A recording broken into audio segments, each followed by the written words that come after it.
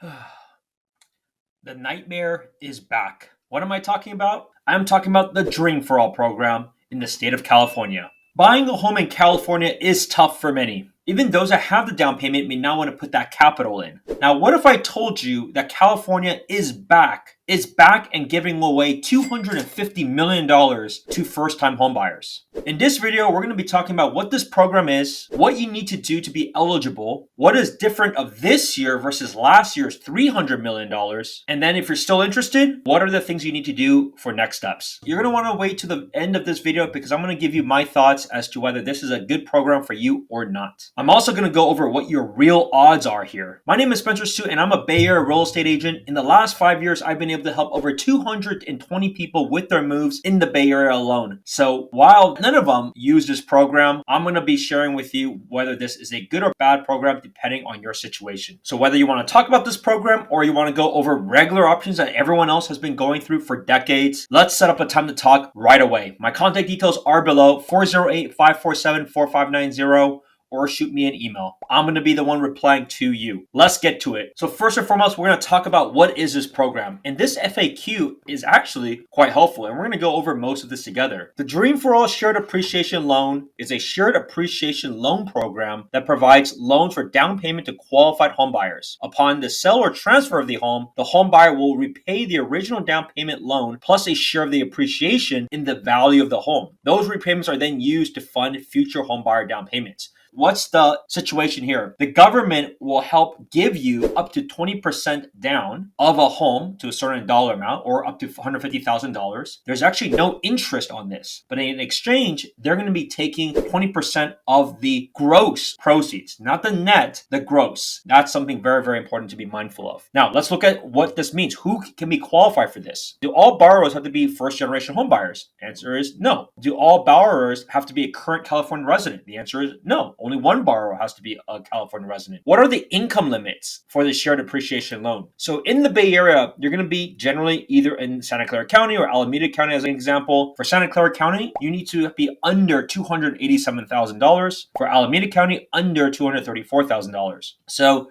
this is an example where you may not want to be buying with a spouse if you guys combined make over a certain amount. You may just buy it on your own. Are borrowers required to make monthly payments on the shared appreciation loan? No. Payments are deferred for the life of the first mortgage. This is the interesting and powerful part about it. You're not actually paying interest for it. So let's just go over an actual case of how this math works. Let's say you're to sell a home 5 years down the road, or if you had to do a refinance down the road. So you can see, let's say you bought a place for $500,000.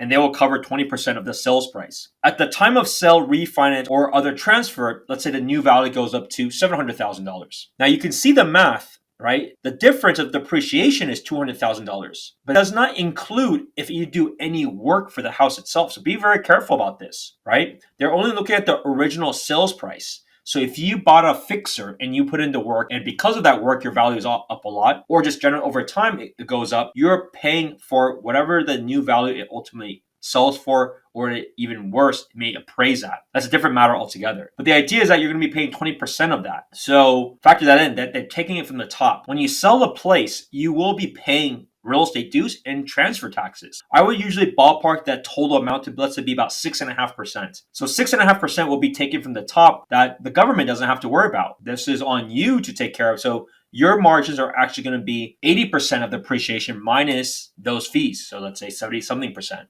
So very, very sneaky that they have in, because they're not talking about the net. They're talking about the gross amount.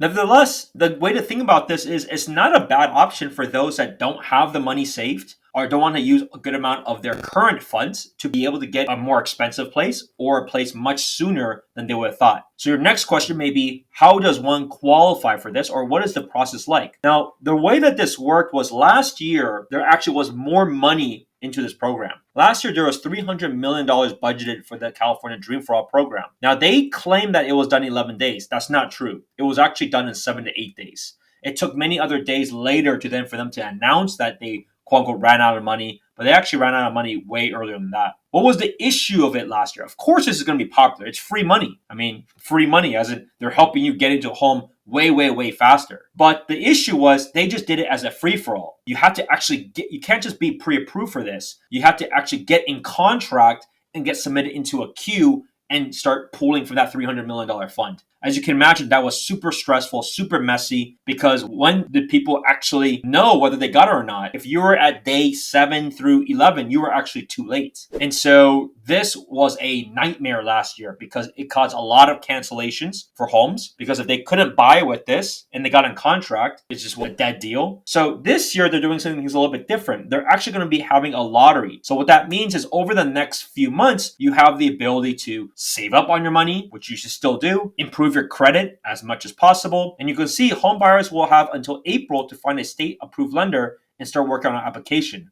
The lottery opens in early April, and buyers will have a month to submit their application. So no real rush now, but you should still have a discussion with myself to see if this is still an applicable route for you. My wife is a mortgage broker who is pre-approved, who is one of the certified lenders for this. And quite frankly, the rates are all virtually the same for this because this is more regulated and it's pretty standard approach. Now, the key though is, think about this. $300 million or $250 million this year sounds like a lot, but the reality is when you look at the number of transaction volumes, that is equivalent to about 1 or 2 weeks of transaction volume. So when they say, because there's a max of $150,000, and to be fair, most will absolutely be going through the max, that you're going to be looking at around 1,700 to 2,000 people that could be a lottery winner. What the difference is this year is they're going to get a voucher that will allow them to spend 60 days to spend on the home, rather than the madness before where nobody really know if they got it or not. They're just making blind offers. So the good news about this year is that you will know,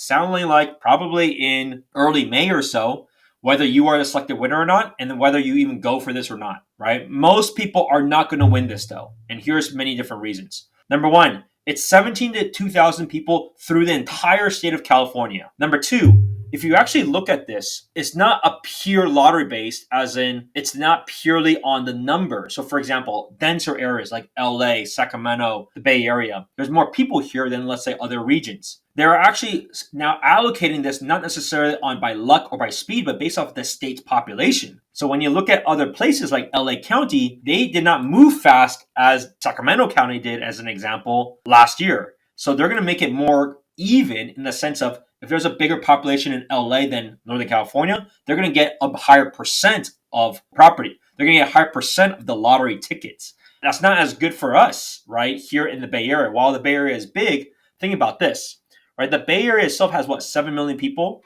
The state of California has 39 million people. So you can just do some quick math. If it's 7 million divided by 39, that's about 18%. So if it's 18% times, let's say, the conservative case of 1,700, that's only 305 home buyers in the Bay Area that will have the chance of getting this lottery ticket. That is really, really, really small. And to be fair, if you won this lottery, you should probably go get a real lottery ticket, because that is incredible odds. How many people will probably apply for this? My guess is tens of thousands at least, because there's no cost of this. It's just some time and filling out paperwork. So your odds are probably going to be 1 to 1,000 or something like that is my guess. But nevertheless, is it still worth trying? Of course. If you want to give it a shot, it doesn't hurt. Now, the thing to be mindful of is, do you really need to go with this option? Or was this just you wanted to get some free money if you could? Because that's the biggest thing about this, was the amount of heartache and the amount of people that gave up for an entire year wishing for this to occur again. Like, majority of people are not going to be using this program in their life. If you're lucky enough to get it, great. But the reality is majority will never even have a thought of using this. And that's okay, right? You can go with 3.5% down options, 5% down option, 10% down options. Keep in mind, this is also for a lower price point. It's not for a lot of homes in the Bay Area. So don't feel bad if you're not able to get it, and don't feel like you're required to get it. The other thing, to be fair, is it may be a good idea to get ahead of this. As the new year has progressed, you can go to the open houses. You will see that there's a lot more people out looking for homes now than ever before, because rates have also dropped a lot. They dropped by more than 1.5% in the last few months. You can see the stock market has roared back. All-time records for NASDAQ and the S&P market, right? So a lot of people have liquidity. A lot of people have the confidence. A lot of people have been waiting for many years to make this move. So don't let this program be a deterrent. However, if you feel like you want to go over options, you still want to go for this, it is your choice. But you can expect that the submissions will be in early April or throughout April, and you probably know sometime in May whether you get it or not. But from an odds perspective, my guess is less than 0.1%, given, as you can see with the numbers, only about 350 in the Bay Area will have the opportunity for this. So as a recap, how do you apply for this? How do you get in contention to this? You still got to talk to a lender, got to get pre-approved. Talk to me, send me a DM. I'll get you connected with our in-house lender to get you vetted and pre-approved so that you're ready to go for this. And quite frankly, if there's a good home that comes around, you may want to jump on that sooner than later. So what do you think? Do you think this is a program that you want to go after, or is it just better to focus on your own goals, use your own finances, and just use all these other widely available products? Give me a call or send me a text, 408-547-4590. Let's go over a game plan together, and then we can determine collectively whether you should do this. You can just simultaneously do this, or you already have the ability to actively do this today, and you can get underway.